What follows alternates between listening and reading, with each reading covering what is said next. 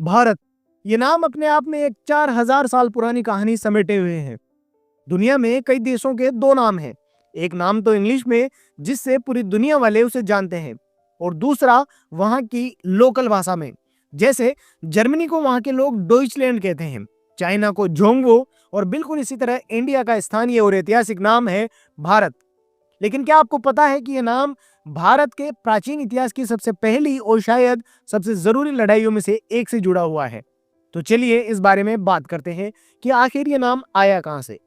इसका सुराग हमें मिलता है दुनिया के सबसे पुराने ग्रंथों में से एक ऋग्वेद में। हमारे हिंदू धर्म में 4 वेद हैं: ऋग्वेद, सामवेद, यजुर्वेद और अथर्ववेद। इन सब वेदों में ऋग्वेद सबसे पुराना है। यह असल में वैदिक संस्कृत में लिखे गए श्लोकों और गहरे आध्यात्मिक ज्ञान का एक बहुत बड़ा कलेक्शन है। जो मशहूर गायत्री मंत्र है, वो भी इसी महान ग्रंथ का हिस्सा है। यह ग्रंथ लगभग 4000 साल पुराना है। इसकी रचना कांस्य युग में हुई थी, मतलब एक ऐसा समय जब लोहे का इस्तेमाल भी शुरू नहीं हुआ था। शायद 2000 ईसा पूर्व से भी पहले, यानी आज से लगभग 4000 साल पहले। वैसे तो ऋग्वेद में ज्यादातर धार्मिक श्लोक हैं, लेकिन इन्हीं श्लोकों के बीच एक महान युद्ध का भी जिक्र है, और यही युद्ध हमारी कहानी का सबसे जरूरी हिस्सा है। और वो है 10 राज्य युद्ध, यानी 10 राजाओं का युद्ध। इस युद्ध में एक तरफ थी भरत जनजाति, और उनका नेतृत्व कर रहे थे राजा सुदास, जिनका राज आज के हरियाणा के आसपास माना जाता है। और दूसरी तरफ 10 अलग अलग जनजातियों का एक बहुत बड़ा गठबंधन, जिनका राज आज के पंजाब और पाकिस्तान क्षेत्र के आसपास था। और ये महायुद्ध लड़ा गया था आज की रावी नदी के किनारे, जिसे उस समय पुरुषनी नदी कहा जाता था। अब ये सबसे बड़ा सवाल उठता है कि आखिर ये लड़ाई हुई ही क्यों। इसके पीछे 2 मेन थ्योरीज है।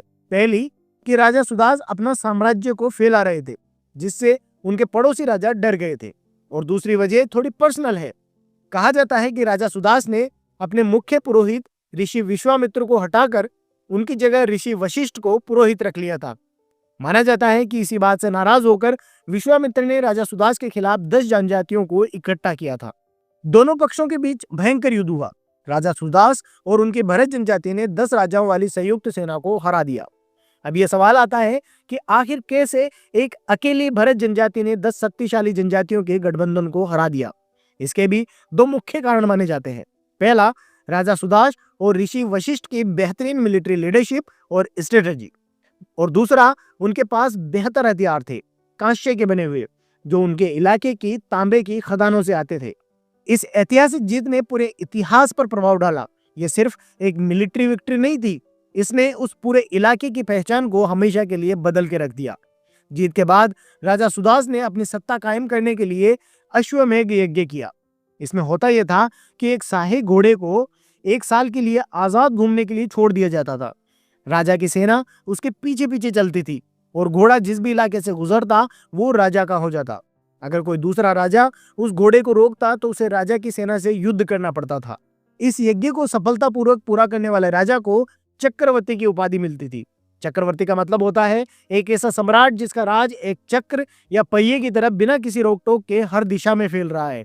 और यही हमारी कहानी अपने सबसे जरूरी मोड़ पर आती है। भरत जनजाति के कब्जे वाला यह विशाल क्षेत्र भारतवर्ष के नाम से जाना जाने लगा, जिसका सीधा सा मतलब है भरतों की भूमि या भरत भूमि। और इसी तरह इस महान भूमि को अपना नाम मिला भारत। लेकिन कहानी यही खत्म नहीं होती। इस 4000 साल पुरानी लड़ाई की गूंज आज भी हमारे इतिहास और संस्कृति में सुनाई देती है। चलिए देखते हैं कैसे।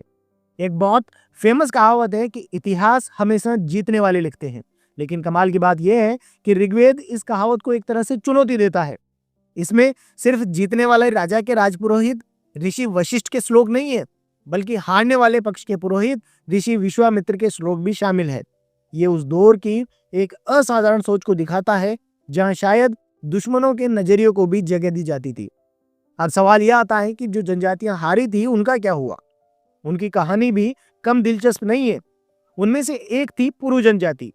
लगभग 2000 ईसा पूर्व में 10 राजाओं की लड़ाई में वे हार गए थे, लेकिन इतिहास का पहिया घूमता रहा, और करीब करीब 1700 साल बाद, यानी 326 ईसा पूर्व में, इसी पुरु जनजाति के एक वंशज महान राजा पोरस ने सिकंदर को कड़ी टक्कर दी थी।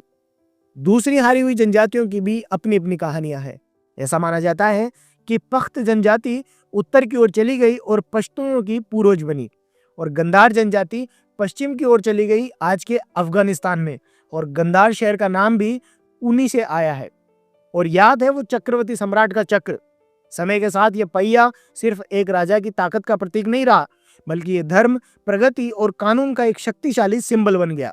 ये हमें मौर्य साम्राज्य से लेकर बौद्ध कला तक में दिखाई देता है, और आखिर में आज आजाद भारत के झंडे के बीच में गर्व से मौजूद है। तो ये पूरी कहानी हमें एक बहुत बड़े सवाल पर लाकर छोड़ देती है कि दुनिया में आज की कितनी राष्ट्रीय पहचानें हैं जिनकी जड़ें किसी एक प्राचीन लड़ाई के नतीजे में छिपी हुई है।